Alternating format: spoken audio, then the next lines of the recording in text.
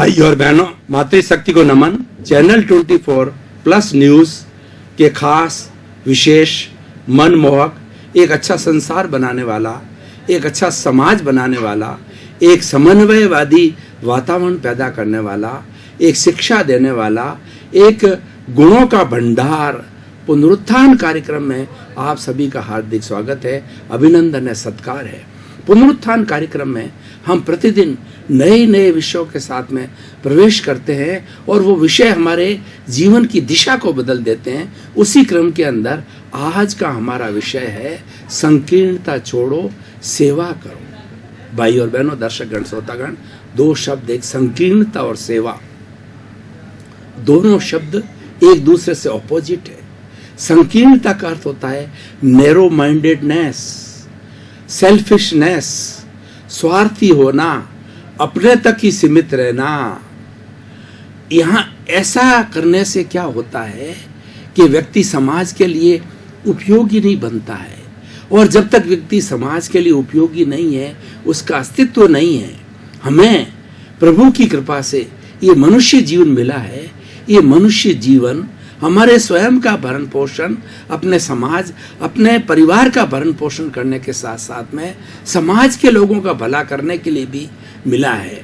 और हर व्यक्ति की अपनी अपनी प्रतिभा होती है। समाज के अंदर 3 तरह के लोग होते हैं।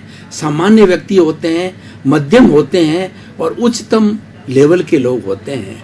क्योंकि हर एक की प्रतिभा अलग होती है, हर एक का कर्म अलग अलग होता है, हर एक की कार्यशैली अलग होती है। लेकिन समाज उसे कहा जाता है जो सभी की जो प्रतिभाओं का जो है उपयोग करता है। जो प्रतिभावान व्यक्ति होते हैं वो लोग अपने स्वयं का काम करने के साथ साथ में समाज कल्याण की भी बात सोचते हैं, समाज के भले के लिए भी बात सोचते हैं और कुछ ऐसा कार्य करते हैं जिसके अंदर अपने भाइयों को जो है एक नई दिशा मिले, नया रोजगार मिले, नया कार्य मिले और एक नई पद्धति मिले।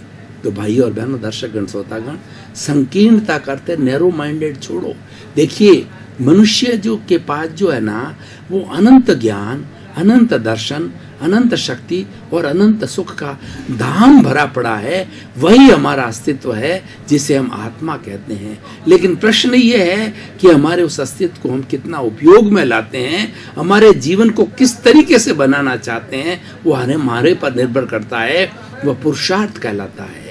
व्यक्ति कोई भी कार्य करने के लिए स्वतंत्र है, लेकिन एक बार जब उसने कार्य कर लिया, जैसा उसने बीज बो दिया, उसके बाद में स्वतंत्र हो जाता है। जैसा बीज बोया जाता है, जैसा कौज डाला जाता है, उसी के अनुरूप ही उससे फल मिलता है।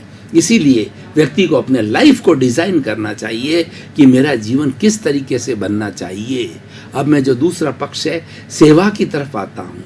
व्यक्ति अगर चाहे कि मेरा जीवन अच्छा बने, मैं समाज के लिए सार्थक बनूं, समाज के लिए उपयोग करूं, मेरे स्वयं का कार्य करते करते थोड़ा समय जो है मैं समाज के लिए लगाऊं, तो उसके लिए सर्वोत्तम कार्य सेवा है। आप मुझे कहें कि भारतीय संस्कृति में से एक ऐसा अच्छा शब्द का चयन कीजिए जिससे कि हम सभी प्रभावित हो सकते हैं और वो हमारे जीवन के लिए एक नई दिशा दे सकता है, हमारे जीवन के निर्माण के अंदर वह कार्य आ सकता है। तो वो मैं कहना चाहूँगा कि सेवा 3 तरह की होती है, तन की सेवा, मन की सेवा और धन की सेवा। अब देखिए, किसी के पास में पैसा नहीं है लेकिन किसी के पास समय है, तो समय का जो उपयोग है वो फालतू ताश खेलने में, गपशप करने में, सोने में या इधर उधर फालतू सोचने में खराब न करके वह जो समय घंटा, 2 घंटा, 4 घंटा प्रतिदिन बचता है, वो समय उसके जो दिलचस्पी की जो स्थान होता है, कोई संस्था होती है, कोई मंदिर होता है, कॉलेज होता है, स्कूल होता है, या जैसी जैसी उसके पास हुनर है, जैसा जैसा उसके पास के अंदर कार्य करने का जो उसका अनुभव है, उसके अनुरूप जो है उसे सेवा कार्य के अंदर लगाना चाहिए। ये धन की सेवा होती है।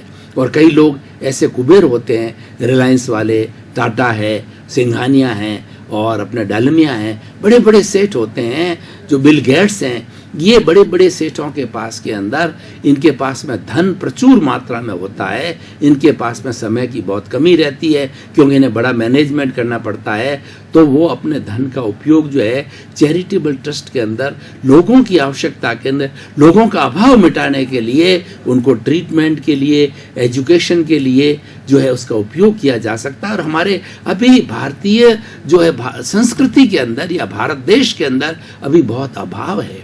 हमारे यहाँ की जो जनता बिलो पॉवर्टी लेवल से काफ़ी बड़ा परसेंटेज बिलो पॉवर्टी लेवल के अंदर है, तो यहाँ पर सेवा करने का बहुत अच्छा स्कोप है। और ऐसे लोग जो कुबेर है, धनपति है, जिनके पास प्रचुर मात्रा में धन है, तो उन्हें लूले, लंगड़े, अपाहिज, गूंगे, मूक, बधिर, अंधे और अभावग्रस्त, दूसरा अपनी विधवाएं, अनाथ, इन बच्चों के लिए कार्य करना चाहिए। चाहे तन की सेवा करे या धन की सेवा के मात्र से करे तो बहुत बड़ा उपयोग हो सकता है।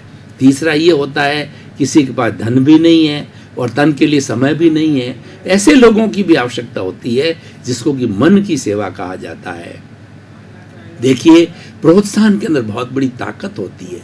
हर व्यक्ति जो है वह कहना चाहिए प्रोत्साहन का भूखा है, वह व्यक्ति सम्मान का भूखा है और वह सम्मान चाहता है। कुछ ऐसे लोग होते हैं, कुछ ऐसी संस्थाएं होती है जो समाज के अंदर अच्छा कार्य करते हैं, लोगों की भलाई का कार्य करते हैं, लेकिन कुछ लोग ऐसे होते हैं जो कि अनर्गल उनकी निंदा करते हैं, उनको कोई लेना देना नहीं है, मात्र जो है उनके विचारों के अंदर नेगेटिविटी होती है और वो उसका मात्र निंदा करते हैं। ऐसे लोगों को चाहिए कि मन का अर्थ होता है उनको प्रोत्साहन दे, उनके गुणों का बखान करे, प्रमोद भावना करे और लोगों के सामने लावे, उनको धन्यवाद दे, उनके प्रति कृतज्ञता ज्ञापित करे कि आप समाज के लिए कितना कितना कर रहे हैं। जब व्यक्ति को सम्मान मिलता है, जब इनको प्रोत्साहन दिया जाता है, तो वह व्यक्ति प्रोत्साहित होकर के और अधिक सेवा का कार्य करने लग जाता है। आप देखिए कि बड़ी बड़ी स्कूलों के अंदर, कॉलेजों के अंदर, यूनिवर्सिटियों में, बड़ी संस्थाओं के अंदर लोगों को सम्मानित किया जाता है।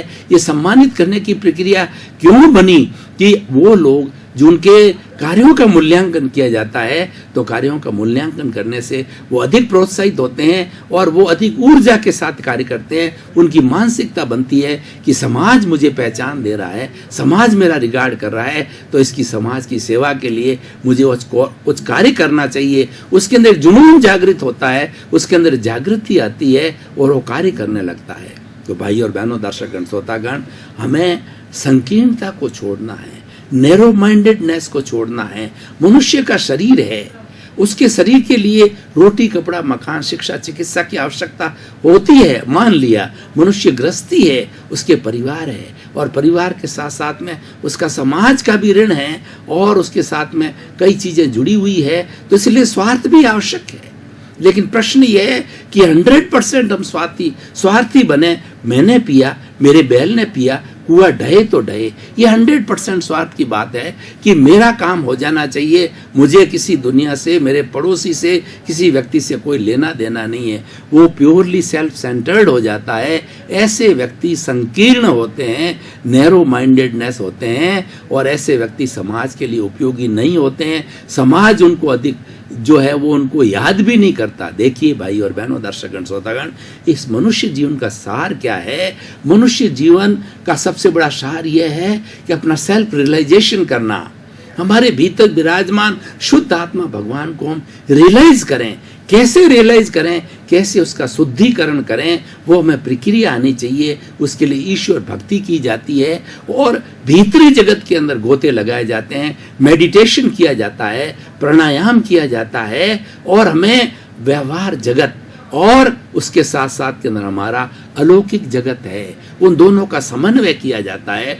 दोनों का समन्वय करने से हमारे सेल्फ रियलाइजेशन की प्रक्रिया चालू होती है। ये व्यक्तिगत लाभ है, ये व्यक्तिगत कार्य है, ये किया जाना चाहिए। इसीलिए ईश्वर ने हमें भेजा है और यही इस वजह से ही हमारे ये कर्मों का जो आवरण है वह भी यही बताता है, इस आवरण को हटाओ। हम कर्मों का आवरण जन्म जन्मांतर से लेकर के आ रहे हैं और सबसे ज्यादा कर्मों का बंधन मनुष्य करता है और सबसे ज्यादा कर्मों को काटने का कार्य भी मनुष्य कर सकता है। सातवीं नार की, जिसमें सबसे ज्यादा दुख है, उसके अंदर केवल मनुष्य ही जाता है। और सबसे बड़ा देवलोक, ऊंचा से ऊंचा 26वां देवलोक है, उसमें भी मनुष्य जाता है। मुक्ति में भी मनुष्य जाता है। मनुष्य के पास में ऐसा पट्टा है कि वो मुक्ति को प्राप्त करके ultimately he can go for salvation, emancipation, he can be free from all the bondage, he can have the bliss. ये ताकत केवल मनुष्य में ही है, क्योंकि मनुष्य इस सृष्टि का सर्वश्रेष्ठ प्राणी है। और जब हमें ये सर्वश्रेष्ठता प्राप्त हुई है तो हमें अपनी लाइफ को डिजाइन करना चाहिए। जब से समझ आती है तो हमें जीवन का ध्येय बनाना चाहिए, हमें जीवन का उद्देश्य बनाना चाहिए, निरुद्देश्य में नहीं रहना चाहिए। और उद्देश्य के लिए कहा जाता है कि मनुष्य का ध्येय, मनुष्य का उद्देश्य इतना विशाल होना चाहिए कि कितना ही वो हाई जंप मारे तब तक वो अपने ध्येय तक नहीं पहुंचे। उसका ध्येय कैसा होना चाहिए कि अर्जुन को ये जब द्रौपदी का स्वयंवर रचा गया तो उसके अंदर शर्त रखी गई कि जो मछली ऊपर की ओर टंग रही है और नीचे उसकी जो है प्रतिबिंब जो है पानी के अंदर दिखाई दे रहा है, तो पानी धनुर्धारी पानी में उस बिंब को देख करके और अपने धनुष का जो है वो साध करके, और जो लक्ष्मी और जो मछली का जो आंख है वो मछली की आंख को भेद सके, जो धनुर्धारी ऐसा होगा उसके साथ ही द्रौपदी का विवाह किया जाएगा।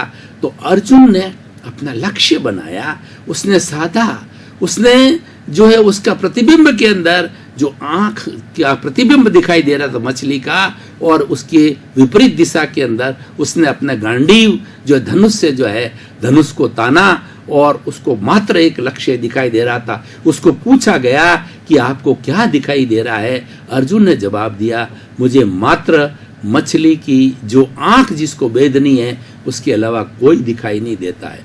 इसीलिए व्यक्ति को अपना उद्देश्य बनाना चाहिए, अपना ध्येय बनाना चाहिए, अपना एम बनाना चाहिए, अपना टारगेट बनाना चाहिए और उसकी प्लानिंग के अंदर लग जाना चाहिए। उसकी प्लानिंग करने के साथ साथ में बाई प्रोडक्ट के रूप के अंदर वो और भी दूसरे समाज के कार्य करने लग जाते हैं, क्योंकि अगर हमारा साध्य अच्छा है तो साधन निश्चित तौर पे अच्छे होंगे, और अच्छे साध्य के लिए अच्छे साधनों की जरूरत है। अगर हमारे साधन अच्छे हैं तो हमारा साध्य भी अच्छे होगा। ये एक दूसरे के साथ के अंदर कॉम्प्लीमेंट्री हैं, एक दूसरे के पूरक है साध्य और साधन, और दोनों का एक संबंध है। इसीलिए हमें अपना ध्येय जब बनाएंगे तो हमारे साधन शुद्ध होने चाहिए। शुद्ध साधनों का उपयोग करके हम जो है हमारे स्वयं के उस उद्देश्य की प्राप्ति करने के साथ साथ के अंदर बाई प्रोडक्ट के रूप के अंदर ऑटोमेटिकली उस समाज का काम करने लग जाते हैं। उदाहरण के तौर पर भाई और बहनों, दर्शकगण, श्रोतागण, मैं आपको बताना चाहता हूँ कि जैसे मैं शिक्षक हूँ, शिक्षा की बात करूँ तो मनुष्य अपने जीवन के अंदर एक उद्देश्य बनावे कि मुझे एक अच्छी क्वालिटी की एजुकेशन देने वाली यूनिवर्सिटी की स्थापना करनी है। वह स्कूल से, प्राइमरी स्कूल से प्रारंभ करता है, तो प्राइमरी से मिडिल वो नैतिकता के साथ के अंदर अच्छी फैकल्टी रखता है और पढ़ाई का लेवल स्टैंडर्ड मेंटेन करता है, किसी तरह की अनैतिकता के अंदर विश्वास नहीं करता है, और धीरे धीरे उसको प्राइमरी लेवल से, मिडिल की लेवल से, हायर सेकेंडरी लेवल से, कॉलेज लेवल से होते होते वो यूनिवर्सिटी तक पहुंचता है और उसका सपना साकार होता है। देखिए, उन्होंने ये सपना देखा और उन्होंने अपना ये जो एक उद्देश्य बनाया जीवन का, और उद्देश्य तक वो पहुंच गए। उसके अंदर बाई प्रोडक्ट के रूप के अंदर उस व्यक्ति ने कितना बड़ा कार्य किया कि लाखों हजारों की तादाद के अंदर स्टूडेंट को पढ़ा लिखा करके तैयार किया। ये देखिए, उसके अच्छे उद्देश्य की वजह से वो अच्छी क्वालिटी के जो है स्टूडेंट तैयार हुए, देश के अच्छे नागरिक तैयार हुए, उसमें से आगे जाकर के बहुत से IAS IPS बने, और उसके साथ में अच्छे रोजगार करने वाले बने, अच्छे बिजनेसमैन बने, अच्छे पॉलिटिशियंस बने। क्योंकि आखिर शिक्षा किसे कहा जाता है? शिक्षा is a method, it is a means by which man becomes well cultured, well civilised. मनुष्य को मनुष्य बनने वाली जो पद्धति है वो शिक्षा है। शिक्षा के द्वारा वो अच्छा नागरिक बनता है, वह जो है वो सु तरीके से वो चिंतन करता है, और इस शिक्षा के द्वारा पॉसिबल है। मनुष्य और पशु में अंतर क्या है? मनुष्य और पशु के अंदर भेद रेखा खींचे तो मनुष्य और पशु के अंदर अंतर यह है कि उसके अंदर कोई तरह की शिक्षा नहीं है। मनुष्य शिक्षित होता है, मनुष्य के पास में अनुभव है और मनुष्य के पास के अंदर संवेदनशीलता है, विवेक है, और वह पशुओं के अंदर विवेक नहीं है। इसलिए विवेक के बारे में कहा है कि विवेक ये धम्ममाइये, विवेक ही धर्म है। व्यक्ति को हर लेवल पे अपना विवेक लगाना चाहिए, कॉमन सेंस को लगाना चाहिए। मात्र पुस्तकीय ज्ञान करने से कुछ नहीं होता है। जब हम अनुभव के फील्ड के अंदर उतरते हैं, जब हम सेवा के फील्ड के अंदर उतरते हैं, जब एक्सपर्टाइजेशन के जो फील्ड के अंदर उतरते हैं, तो वहाँ अनुभव काम आता है। और अनुभव ये कार्य करते करते होता है। जो व्यक्ति, जैसे मान लीजिए एक सर्जन है, तो वो सर्जन में ऑपरेशन करते करते उसका हाथ इतना साफ हो जाता है कि वह आराम से जो है वो एक गेम की तरह उस व्यक्ति का जो है वो ऑपरेशन करता रहता है। दर्जी को देखिए, वो जब इस तरीके से अगर मान लीजिए सूट सिलता है तो वो इतना एक्सपर्ट हो जाता है कि ऑटोमेटिकली उसकी कैंची वैसी चलती है। ये हर एक पे लागू होता है, ये अनुभव पर निर्भर करता है। एक बहुत बड़ा वक्ता होता है तो ऑटोमेटिकली उसके दिमाग के अंदर अच्छे अच्छे विचार आते हैं, अच्छे अच्छे भाव आते हैं। उन भावों का वो संयोजन करता है और लोगों के सामने प्रस्तुति करता है, और वो हार्ट टू हार्ट बात करता है। उसकी हर बात का व्यक्ति के दूसरों के ऊपर प्रभाव पड़ता है, क्योंकि उसके जीवन में अनुभव है। उसने बहुत कुछ जो है भीतरी जगत को टटोला है और भीतरी जगत की शक्तियों को देखा है। तो इस तरह से भाइयों और बहनों, अब हम निष्कर्ष की जो है वो बात करें, क्योंकि पुनरुत्थान कार्यक्रम हमारा हमेशा निष्कर्ष की बात करता है, सोशल यूटिलिटी की बात करता है, रिलीवेंस की बात करता है कि हमारे इस विषय के द्वारा हम क्या कहना चाहते हैं, हम पब्लिक को क्या मैसेज देना चाहते हैं, और हमारे इस विषय से व्यक्ति को क्या लाभ होने वाला है, समाज को क्या लाभ होने वाला है, विश्व को क्या लाभ होने वाला है। तो मैं बताना चाहूँगा, अगर व्यक्ति नैरो माइंडेडनेस छोड़ देता है, हर व्यक्ति ये सोच ले कि मेरे जीवन के अंदर नैरो माइंडेडनेस नहीं होनी चाहिए, ब्रॉड माइंडेडनेस होनी चाहिए, और उच्चतम लेवल का व्यक्ति है, तो यूनिवर्सलाइज योर कॉन्शियसनेस। अपनी कॉन्शियसनेस को इतना यूनिवर्सलाइज कर दो कि सारे विचार उसके अंदर समा जाए।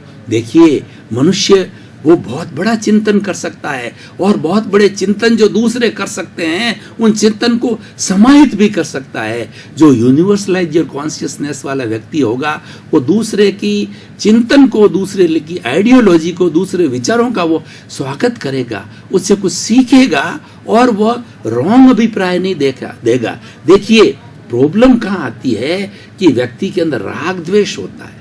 सबसे बड़ी जीवन में अशुद्धि और संकीर्णता लाने वाली है, दोष है, वो राग द्वेष है।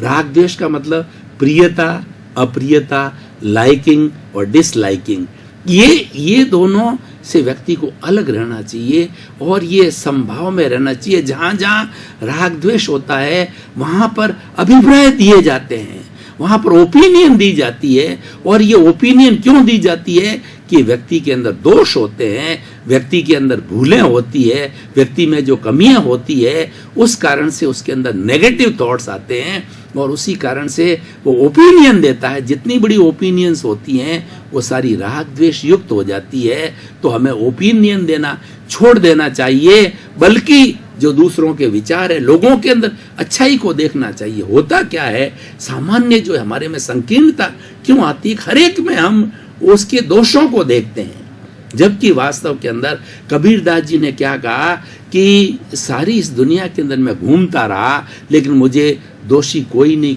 मिला, और जब मैंने अपने दिल को खोजा तो मेरे जैसा कोई बुरा नहीं था, दोषी नहीं को था। तो इस तरीके से भाई और बहनों, दर्शकगण, श्रोतागण, हमें अपने फॉल्ट फाइंडिंग पे आना चाहिए। जब हम दूसरे की तरह अंगुली करते हैं, इसका अर्थ ये कि हम उसके फॉल्ट्स निकाल रहे हैं। वह प्रक्रिया नहीं होनी चाहिए, वो संकीर्णता लाती है। वो अंगुली मेरी तरफ होनी चाहिए, व्हाट आर माई फॉल्ट्स, मेरे में क्या कमी है, उस कमियों को निकालने का हमें प्रयास करना चाहिए। और ये कमियां रहती है, फॉल्ट्स रहते हैं, तब जाकर के संकीर्णता आती है। और ये फॉल्ट्स ज्यों ज्यों सब्लिमेशन होता है, ज्यों ज्यों फॉल्ट्स धुलते जाते हैं, फॉल्ट्स का जो शुद्धिकरण होता है, प्योरिफिकेशन होता है, तो नेगेटिविटी कम होती है और नेगेटिविटी कम होने से हमारे शरीर के अंदर पॉजिटिविटी बढ़ती है और पॉजिटिविटी जब उच्च सीमा तक जाती है तो चरम सीमा पर पहुंच करके हमारी आत्मा शुद्धि को प्राप्त करती है और वो ब्लिस की अवस्था आ जाती है। तो भाई और बहनों, दर्शकगण, श्रोतागण, आज का हम सिनेरियो से इसको जोड़ें कि आजकल व्यक्ति जो है अपने दोष नहीं देखेगा, तुरंत रिएक्ट करेगा। आजकल ये रिएक्ट करने की बात, ओपिनियन देने की बात बहुत ज्यादा हो गई है। उसको ये पता नहीं, वो तुरंत ओपिनियन दे देता है कि इसने ऐसा किया वैसा किया और अपनी बात बिल्कुल नहीं करता, दुनिया भर की वो बातें करता रहता है।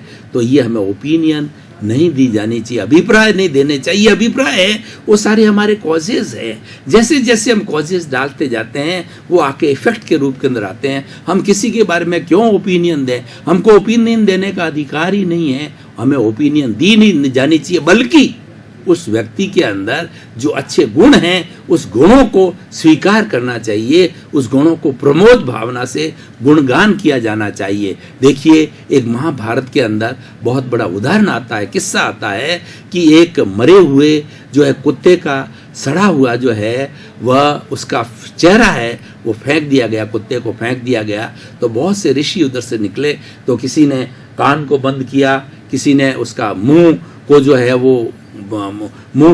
वो किया, यानी उसके बारे के उन्होंने राग द्वेष किया। लेकिन भगवान कृष्ण वहां से जा रहे थे तो भगवान कृष्ण ने जो है उसके साथ के अंदर जो अर्जुन वगैरह थे उनको बोला कि देखो इस कुत्ते के दांत कितना चमक रहा है, दांत कितना वाइट है और दांत कितना अच्छा लग रहा है। यानी उसमें से उन्होंने अच्छाई को निकाला। एकदम जो है कुत्ते का सड़ा हुआ जो शरीर था उसमें से भी उन्होंने उस अच्छाई को निकाला। तो इसीलिए हमें फॉल्ट फाइंडिंग नहीं करके उसमें हर कोई भी इंसिडेंस में से हमें अच्छाई निकालनी चाहिए। दुनिया के अंदर कोई भी ऐसी इवेंट नहीं है, कोई भी ऐसा व्यक्ति नहीं है जिसके अंदर अच्छाई ना हो। हमारा नजरिया क्या है? हमें नजरिया बदलना चाहिए और वो नजरिया हमारा अगर राग द्वेष मुक्त नजरिया है तो उसमें से हमें ऑटोमेटिकली जो है अच्छी चीज प्राप्त होगी और वो हमें ग्रहण करनी चाहिए और वो समाज के सामने लानी चाहिए। भाई और बहनों, दर्शकगण, श्रोतागण, आपका बहुत बहुत धन्यवाद। आपके प्रति कृतज्ञता। पुनरुत्थान कार्यक्रम की आप आत्मा हो। पुनरुत्थान कार्यक्रम आज प्रसिद्धि प्राप्त कर रहा है, वो आपके कारण प्राप्त कर रहा है, क्योंकि आप इसको बहुत गहराई में जाकर देख रहे हो, मनन कर रहे हो और जीवन में उतार रहे हो। पुनरुत्थान कार्यक्रम का उद्देश्य है सर्वे भवन्तु सुखिनः सर्वे भवन्तु निरामया, जगत कल्याण करने का उद्देश्य है और जय जगत का उद्देश्य है। इसी क्रम में आपका जीवन आनंदमय हो, मंगलमय हो, प्रेममय हो, सुखमय हो। खूब आप समाज की सेवा करें और अपने जीवन को धन्य बनाएं।